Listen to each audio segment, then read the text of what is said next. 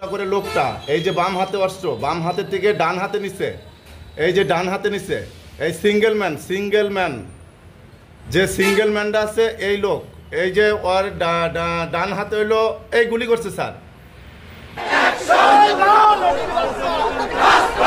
নাটোরের বড়াইগ্রামে ছাত্রদলের মিছিলে আওয়ামী লীগের হামলার প্রতিবাদে বিক্ষোভ মিছিল ও সমাবেশ করেছে উপজেলা ছাত্রদল।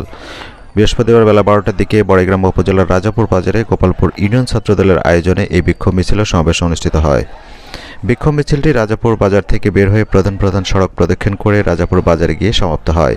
পরে সেখানে এক সংক্ষিপ্ত সমাবেশ অনুষ্ঠিত হয়। সমাবেশে উপস্থিত ছিলেন বড়াইগ্রাম উপজেলা বিএনপির যুগ্ম আহ্বায়ক শামসুল আলম রনি, উপজেলা ছাত্রদলের আহ্বায়ক জাহিদ হোসেন বিপুল, সদস্য সচিব আরিফুল ইসলাম খান কানন, জেলা ছাত্রদলের সহসভাপতি আবদুল্লাহ আল লিটন সহ অন্যান্যরা। এ সময় বক্তারা বলেন, এখনও স্বৈরাচারী আওয়ামী লীগের আত্মারা ঘুরে বেড়াচ্ছে। সুযোগ পেলেই তারা এলাকার পরিবেশ অশান্ত করার চেষ্টা করছে। হামলার ঘটনায় প্রত্যক্ষদর্শী রয়েছে। এছাড়াও সিসি ক্যামেরায় স্পষ্ট দেখা যাচ্ছে কারা কারা হামলা করছে। তাদের দ্রুত গ্রেপ্তার করে আইনের আওতায় আনার দাবিও জানান তারা।